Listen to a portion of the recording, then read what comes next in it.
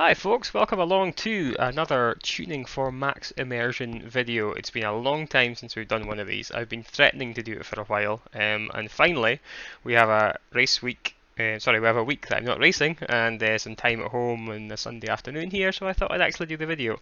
As you know, if you follow the channel, we're currently competing in the 2023 iRacing Grand Prix Tour in the Mercedes AMG F1 car from 2022. So I won't go into too much detail about what that is, but basically it simulates the real F1 championship. So we're racing the same weeks as F1 are racing through the year. There's 24 rounds in the season. The races are broadcast on Friday evenings in the UK, so by SimSpeed TV. So again, if you're ever around Friday evening, fancy watching some racing to get you in the mood for the real Grand Prix that weekend, then tune in. And it's going pretty well as we speak. We're sitting third in the championship, and we won the last race at Silverstone. Woo!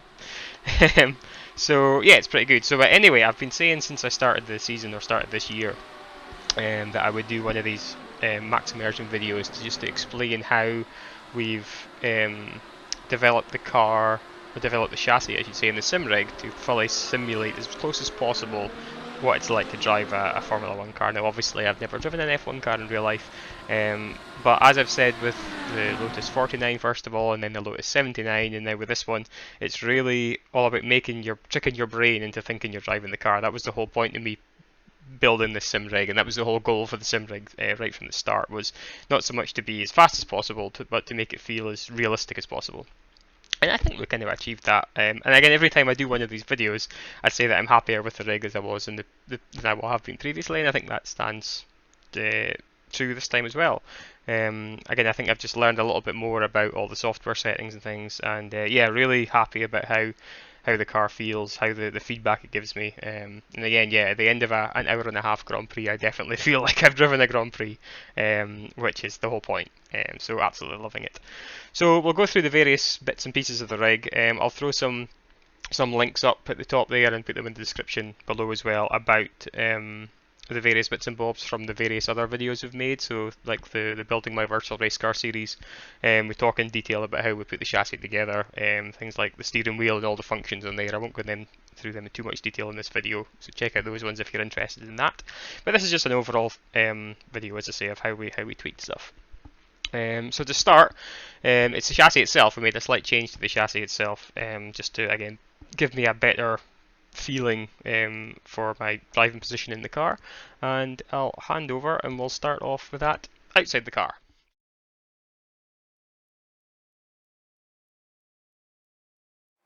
Right, so here we are on the outside of the sim rig, to look at the small change that we made to this versus what we had it for the Lotus 79 and Lotus 49 previously. For the purposes of this, I have my daughter Holly here as my assistant. Hi Holly. She's going to be holding the torch and crawling down into tight spaces where I can't get, or it's difficult for me to get to. So yeah, anyway, let's have a look. So the first thing, well the only thing we did really to the actual rig itself, from a point of view of how things are mounted, etc., from the old F1 cars we used to drive, and I find when I drove it, my eye line versus where the steering wheel sits was just a little bit too high. So looked at the mounting points, which Holly's highlighting here. Again, if you watch the video where we built this, you'll see how we built it the first time. And you'll see there's 3 slots at the back here. So we always ran it in the top slot for the GT cars and for the other F1 cars we drove, but again with this one it's a little bit too high, so we dropped it down to the middle slot there, which you can clearly see as expertly demonstrated by Holly. And that just brought our eye level down to the right height for the steering wheel. It reclined me a little bit more as well. I mean, F1 cars you sit quite reclined. Obviously I have quite a high seating position as it is, or sorry, high foot position as it is, so I am sitting back in a Formula type position. But yeah, that little change there just really brought things into the right level for me. So yeah, really happy with that. Thank you, Holly. So thanks Holly for your help with that one. Back here we are in the chassis again, in the car I should say again. So our eye level, as I explained there, is now right. I feel like I'm looking at the right height to the car, out of the cockpit here. The steering wheel is in the right position in front of me, etc. So that brings us to the next point, which is the steering wheel itself. The Cube controls CSX3 with the custom AMG Mercedes W13 dashboard that we wrote for it.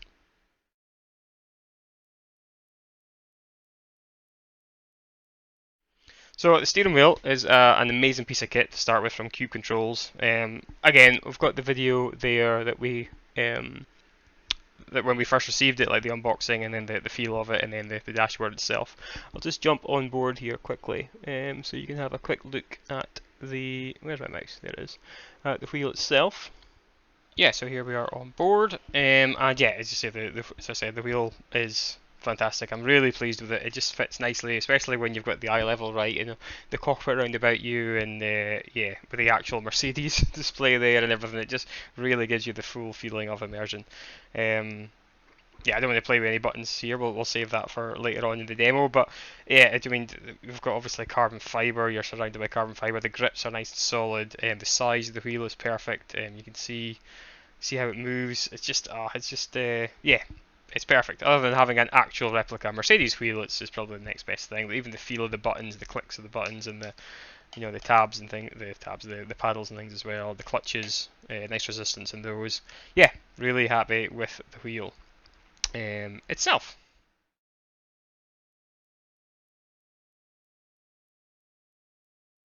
Right, so as with all our steering wheels, we'll pop it off. We use the QRX quick release from Cube Controls on the back to connect it to the base. The advantage of this as well, especially with this wheel, obviously it needs to get power through to display the dash, and there's a lot of functions, etc. And usually the standard wheel has a wired connection, so you have to disconnect the cable every time you want to use the wheel. But with this, obviously with the quick release, everything goes through the actual USB signal, and the power and all that goes through the wheelbase itself. So it's really handy just being able to pop off and on the steering wheel. Again, as I said in the previous videos, you do have to just tweak the amount of shims and things every time you change the base to a different one, because the tolerances are slightly different. But again, once you're racing with a wheel and you've got a note of all the different shim amounts for each wheelbase, or for each connector, I should say, that you use, then yeah, it's a quick job to change them, so it doesn't put me up nor down, and it's a nice convenient solution. So I do like that a lot. So that's the wheel, that's how it connects. The next bit is obviously the SimuCube 2 Ultimate and the software settings we use for that, and then the force feedback in general. So let's look into that.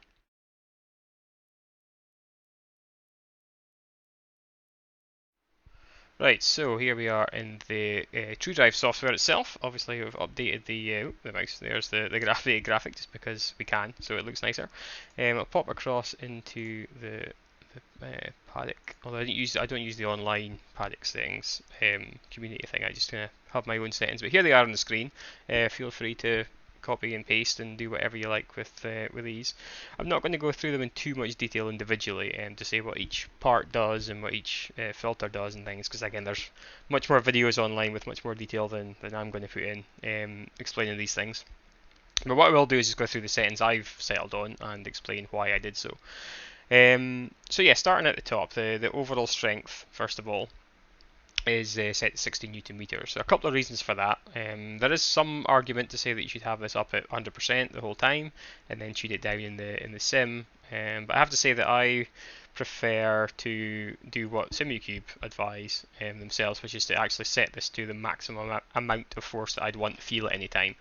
Now for an F1 car, they have power steering, so again the drivers in real life can actually slide this up and down to whatever force they want to feel. But yeah, I feel like 16 Newton meters for the sim gives me a good feeling in the corners. It's hard work in the high G stuff, but it also gives you enough fidelity at the the low speed corners as well. And whilst being hard work, it's not undrivably hard in the high G corners. And obviously, when you've got an hour and a half Grand Prix, you don't want it to be too hardcore in the hands. But yeah, it definitely gives me a workout. I think I said when we first started testing at Silverstone, like after the first night of testing, my arms and my chest muscles were aching. So yeah, that's a nice force there again for a power steering car like an F1 car is.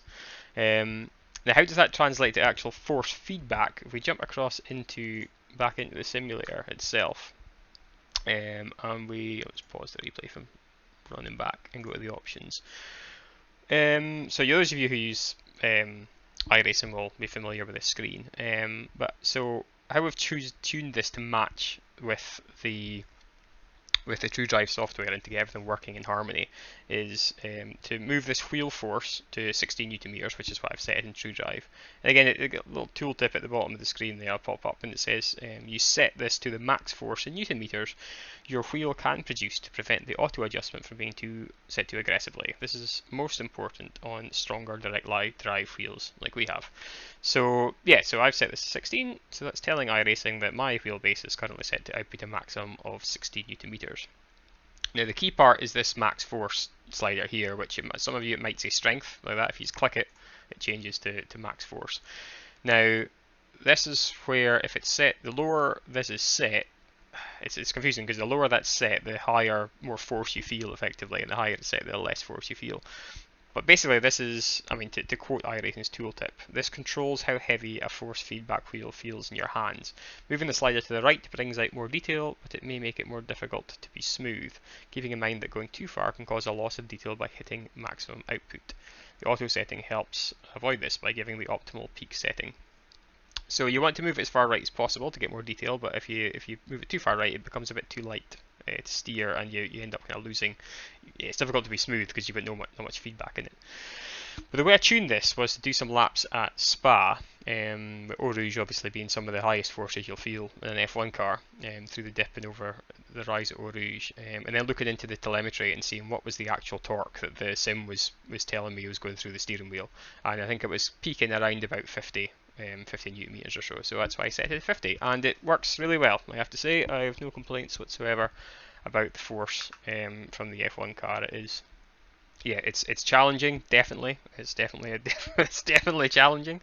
I don't want to make it seem like I'm not working at this, because it does make me sweat, but it's not undrivable, and it's just in that sweet spot of which I'm looking for is immersion the whole time. It makes me feel like I'm driving an F1 car, so that's tricking the brain, and that's what we want to do. Next setting here is steering range. Now 430 degrees is a bit of a funny number, so those of you who are used to looking at 900 degree lock on pretty much every steering wheel ever. But yeah, the way I set that again is similar to, again, it's for matching in the sim basically. So if we again jump back to the sim, if I actually go into the car, and if I go to the onboard camera so you can see me a little bit better. So as I turn the wheel, you'll see the actual wheels in the sim turn as well. And there comes a point, in fact, I'll tell you what, I'll turn on my torque so I can feel the lock. And there comes a point that they stop turning, and that's also where the wheel stops turning.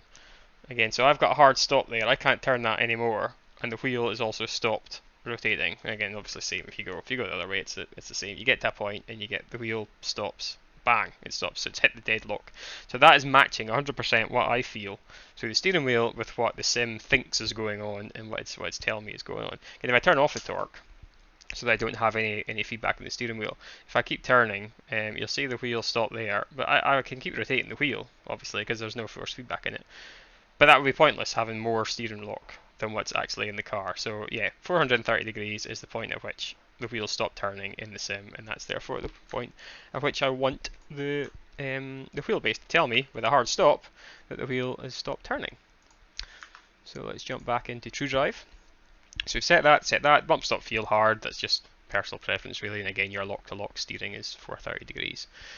These construction filters and things here, this is where things get a bit more complicated. This reconstruction filter at 6, I find that any lower, that you want that to be as low as possible, I think, because it adds extra information. Oops, sorry, wrong screen. Yeah, you want to have this reconstruction filter as low as possible because it adds extra stuff to the signal basically, and try and reconstruct it from the relatively low frequency signal that iRacing produces. But any lower than 6, I think it goes up to a level now, we get up to 10, which is slow. And obviously 1's fast because it's not doing much to the signal. But any lower than 6, I was starting to get quite a lot of like judderiness through the wheel. The best way to say it. Graininess, maybe a grainy effect. So yeah, 6 is as low as I can have that without feeling anything weird. Torque bandwidth limit, unlimited. That's just saying don't filter out any signals coming to the wheel. These settings here, so if you've watched my other videos, I used to have these quite a bit higher, kind of 15-20% type thing. But for the F1 car especially, and probably now if I went to revisit the other cars I drove, I would turn these down a little bit. I think they were just taking too much out of the signal. Feedback wise, damping, again, how much damping, so how much, just how yeah, it kind of fights. It's difficult to describe, but damping's kind of where it adds weight to the wheel, but not in a way that friction does. It's more for like turning when you're getting into a corner and you're feeling how much the car's fighting against you and how much you're losing the front end. Too much of that, you can lose that feeling. Too little, and it can be just too pointy everywhere. So 7% is about where I landed on for this. Friction, again, how much weight is in the wheel, just how much friction's in the steering system as a whole, if you like. Simulate that feeling of having a steering system that you're trying to steer, not just a loose wheel connected to, a ball bearing or something. And again, typically on the exit of a corner, if the wheel's too light on the exit of a corner, you can turn up the friction a little bit to give you some more feeling there. I've got that at 12%. Inertia, again, it's a personal preference type thing, just again for a feel, the feel of, especially in fast movements, how the steering wheel flicks left to right without too much resistance. Again, if it's too low, it can feel unrealistically easy, and then you can overshoot. If it's too high, then it feels like you're trying to steer through soup or something. So again, 14% for that. Static force reduction, I didn't feel the need to turn that on. My 16 Newton meter force, and again the way it scales as a sustained force versus impact forces, feels fine with that off. I've turned it up in the past, but as I say, I'm quite happy with the curb strikes and things I'm feeling. I don't feel the need to turn up. What you can do is you can turn up your maximum force here and then put up your static force reduction so that you get this maximum force on sudden forces like curb strikes and things. And then it tones it down for static forces, which is effectively cornering forces. So you get a kind of really whack off a curb or a wall or something. You shouldn't be hitting walls, mind you. But yeah, you can get the kind of best of both worlds that way, well, if you like a lot of force. And I do in other cars, but in these, I don't feel like, again, with the power steering in an F1 car, I don't feel like I'm lacking anything. It certainly wants to jar the steering wheel out my hands if I hit a curb at a wrong angle, so I'm quite happy with the amount of force I'm getting there. These bottom two are more to do with signal processing from iRacing. Again, I've got 6 Newton meters per millisecond for the slew rate limit, and ultra low latency modes at 15%. Again, that's really just about signal processing. I'm not going to go into details with that because it's far too complicated for this channel, for my brain at this time of day. And then finally, these filters at the bottom, I've left them all pretty much as standard. I think the only one that actually affects anything in iRacing is the damping filter. It's the only one that's got a circle by the active column here, but yeah, I've just left that off. I feel like I'm getting enough processing already, and any processing you add to a signal will tend to induce latency anyway. So yeah, I'm quite happy with that, and I've not really played with any of these settings at the bottom either. So those are the TrueDrive settings that I use. Feel free to use them, feel free to let me know what you think. But yeah, as far as my experience, that feels very good for this particular car. Yeah, next we're going to move on to the Heusinkveld Ultimate Plus pedals, and so the physical settings of the pedals, and also then the settings in the software that we use.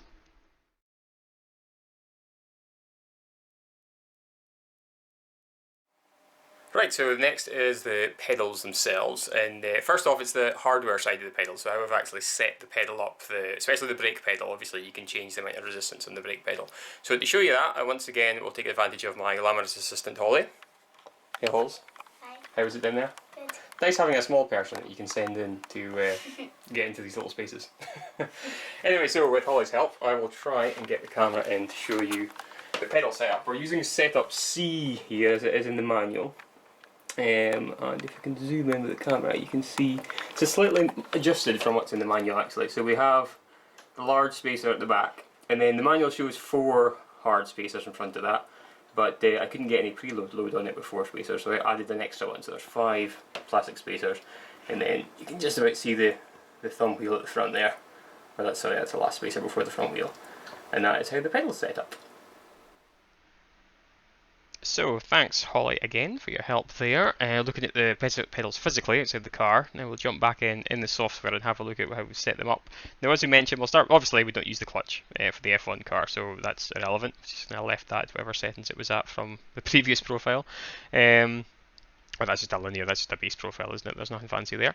Obviously the pedal still works, we simply don't use it in the sim for anything. So the brake pedal, as Holly expertly helped demonstrate earlier on, was set up with graph C, I think it was, in the instructions. I'll maybe put that up on screen just now just to show we're quite stiff with the old the rubber stack there. I've got the maximum force here is 100 kilograms. Now I think the pedal set can go higher than that, but again, F1 cars, high downforce, high G, you need that huge amount of force initially when you mash the brake pedal at the end of a long straight. Again, it's quite an effort to actually press it when you're not driving. When you're driving, it becomes naturally. Again, it feels realistic to have to mash the pedal that hard. But the other reason you need such a high force for the brake pedal in like an F1 car is that because there's such a variance in braking force. So obviously at the end of a straight, high G, high downforce, you can apply a stupid amount of force to the brakes, and the downforce will help you to not lock up and not basically not lock up. You've got the downforce, but as the downforce bleeds off, your ability to brake hard lessens as well. So that when you come into slow corners, you need to be only applying 40, 50 kilograms of brake, down at 30-40% pedal pressure in some of the slow corners. Otherwise, you would just lock the brakes up because you haven't got the downforce there. So that is one of the reasons that you need this very high load. Again, in real life, F1 cars probably have a bit more kilogram than this, but again, in real life, they also have the G-force pushing their bodies forward when they brake, so it helps. I don't obviously have that in the sim, so I've gone for 100 kilos. That's felt raceable to me. Obviously, I can cope with it for a Grand Prix distance without any problems. And yeah, it gives me the flexibility to and the control over little braking forces as well in the slow corners.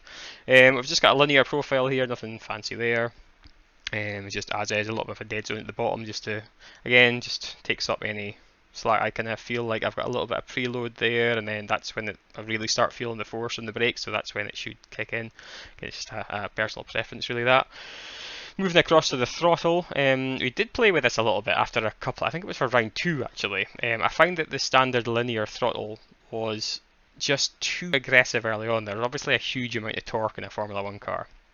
Especially these new hybrid engines, they have a stupid amount of torque low down, and with the linear throttle map, it was just a bit too harsh in this kind of area here to I was spinning the wheels up very easy. I think round 2 was at VIR, where there's a lot of tricky traction zones, so just dampening it down with this curve a little bit has really helped. And again, it's really just helped me get in control of the throttle application, and we are trying to put down 1,000 brake horsepower, whatever these things have nowadays, 900 plus brake horsepower.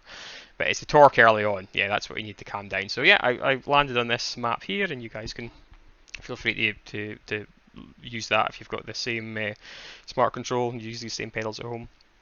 Feel free to try it out, and hopefully it'll help you just get on top of the torque a little bit.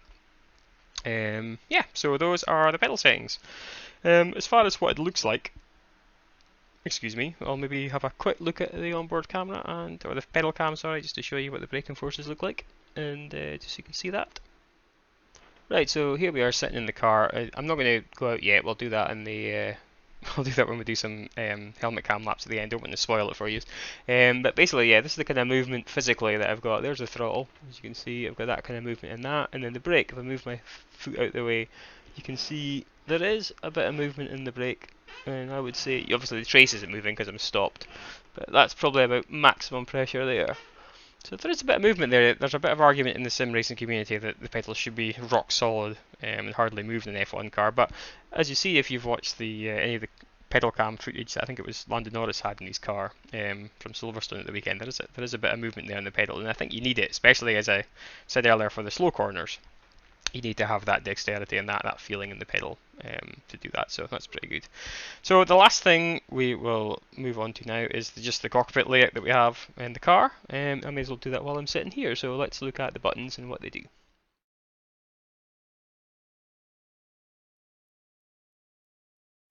So first off, at the left here, we have the starter ignition switch, which I've had in all my cars. So flip up, flip on. I just like that, having that ignition. There is a big start button here, engine start, which I really love the look of and feel of, but it doesn't work. It stopped working, which is a little bit annoying. I've had it back to the guy, Chris Skull, who made it, and he kind of had a go at fixing it, but it's stopped working again. So I've just because of the unreliability of that, I've stopped using it, which is a shame because it looks amazing. But I'm gonna have to just replace the switch somehow at some point, and I just use the little OK button here. I've just mapped that to engine start, and that works well. On the dashboard itself, I'll turn the engine off just to explain the dashboard and all the functions that I use, because there's a lot of buttons here, but everything does everything in an F1 car. In this F1 car anyway. So what we do, we've got the paddles at the back, as I think I explained before. In fact, I will need to turn the ignition on just so we can see what's happening here. So the back button at the back flap at the right here on the top changes the screen. So I've got the warm-up screen with the tyre temperatures and wear on them, and then you've got the race screen there as well. So that's those two. We've got the paddle at the back here activates the DRS, so when you're in DRS zone, you mash that and it opens the DRS flap. We've obviously got change up into first, change down. We've got the anti-slow coming up there, but we've not actually run the engine, so it's fine. And at the bottom we've got the two clutches. So the way we start a race is that we release one, and that takes it to the bite point, and then you release the second clutch gradually to release the rest of the clutch. I don't think they're allowed to do that in F1 nowadays. Actually, I think they have to have one clutch, but we've got the two, because yeah, we do. So buttons on the dash and what do we use them? Starting at the top, neutral. We don't actually use neutral because there is no neutral function in iRacing. We just change down through the gears, as you can see, to neutral. In real life, they've got neutral there though, so I've just mapped it and coloured it blue because that's what they have in real life. Pit lane speed limiter. Obviously, we'll activate the limiter. It'll flash as well to remind me that it's on, and I get a big yellow display there in the middle of the screen telling me the pit limiter is on. F, I could have put that F for flash maybe in the GT car. I use that for the visor tear off, so if I hit that, you can just about see it there, but the guy rips a tear off the driver in the sim, me, rips a tear off, because your visor does get a little bit dirty if you go off track and stuff, so you need to have that function. We've got the rotary encoders now, so there's one here at the side, which hopefully you can see, which is the entry diff. Three types of differential that you can, or three areas of the differential that you can change in an F1 car. You can change the entry diff. So if I click that, I can see it cycles through the setting of the entry diff. The mid corner diff is down here in the thumb wheel, so again that'll change depending on what you need the car to do. And then the thumb encoder up here is the exit diff. So that's the high speed diff, as they call it, just changing how stiff the differential is on throttle. Below that we have the ABS in yellow here, but obviously we don't have ABS in an F1 car, but there is a little sticker saying bias, and this is your main brake bias adjustment. So again, it will change it by 0.5% forward. Up is forward, obviously, as I'm doing just now, and you can screw it down the way to take the bias backwards. 55, I tend to run it at the minimum. The blue buttons below that are brake related as well, so that's fine adjustment on your brake, so you can add 0.1, you see the number changing there, 0.2, 0.3, 0.4, or I can take it back down again. I tend to run it at the minimum most of the time. Engine map, very important button for the race. You can change the mode the engine's in, so at the moment we've got it on, well, it was on no deploy, that's qualify mode. You've got attack mode, which is used in the race, balance, which is your standard race setting, and again build, which tries to build the battery up if you're in a race environment as well. Yeah, just depends what mode you're in, what session you're in, sorry, and how you want to use the battery.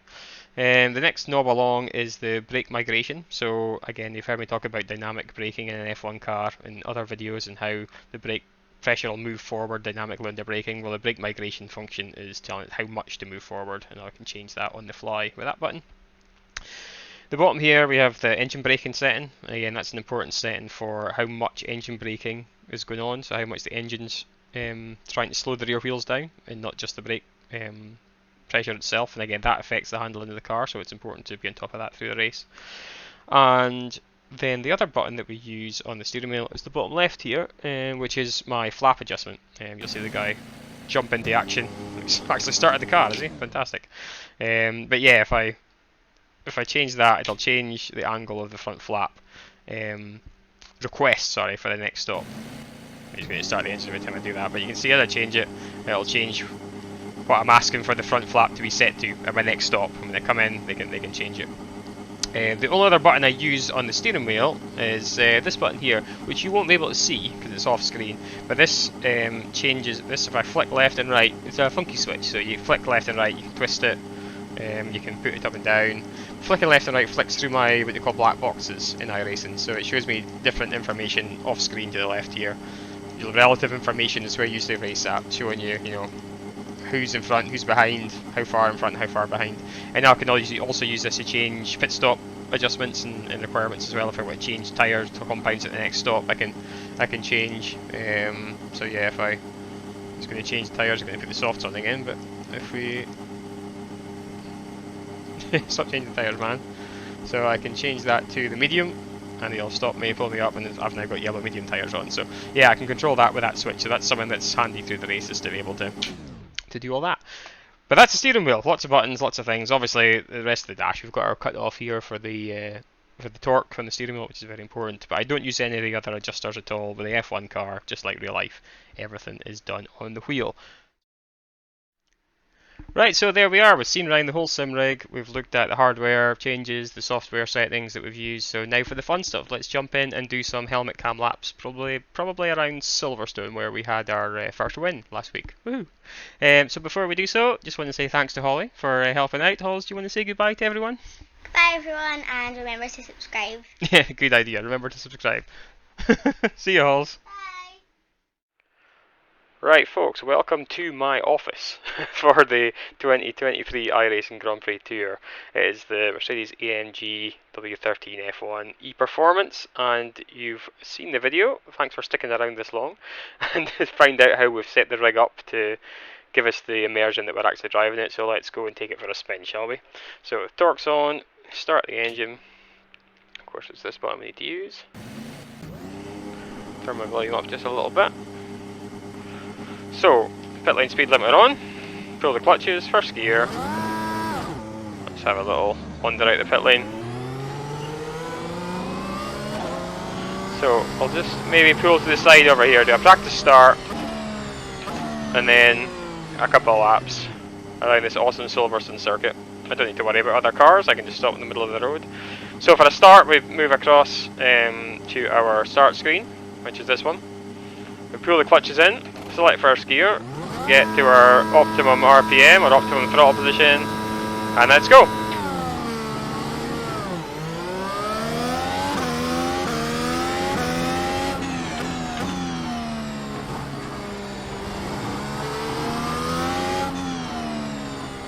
Taking it quite easy on the cold soft tyres, get the throttle on. Easy to loop the back around when it's cold. Once the gears all sync, the lights disappear at the top of the screen.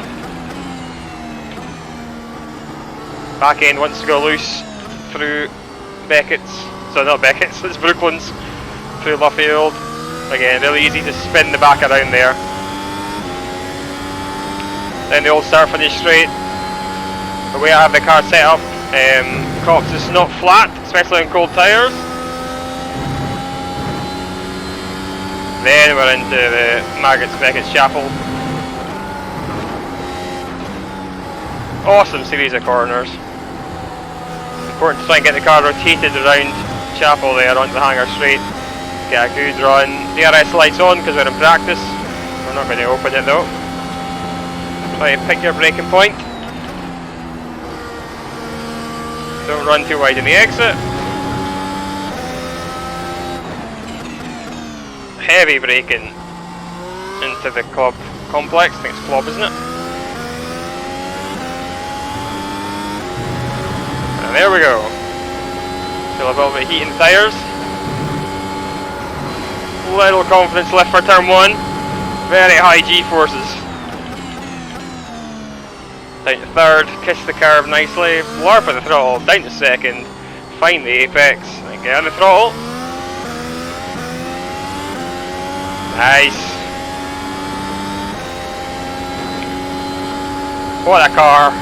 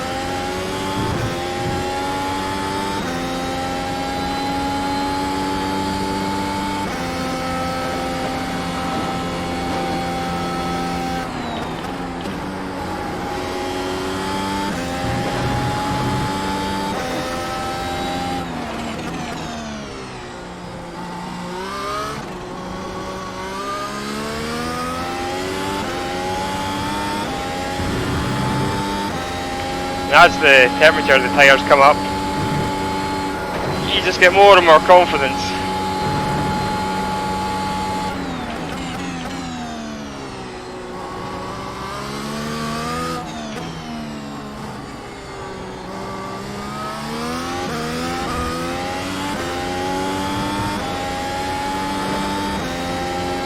Whew. Great fun.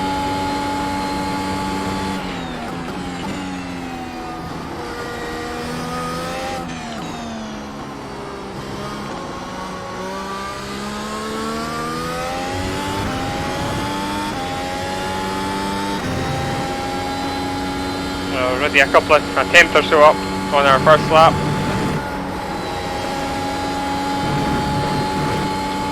And the car starts harvesting a bit more on lap 2, so we start losing our straight line speed a wee bit.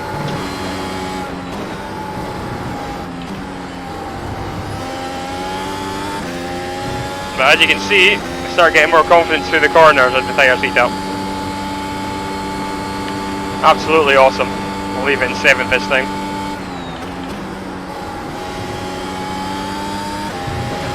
Let's abandon this though, come into the pits. Beautiful! Oof! Love driving this thing. And that few laps there just brought back lots of nice memories from the weekend, from last week, when we won our first race. Absolutely awesome. Anyway guys, hope you've enjoyed this video of how we have tuned the sim rig for maximum immersion in the Mercedes AMG F1 W13. I've loved driving it, I'll continue to love driving it, and I will see yous in the next one. Bye for now.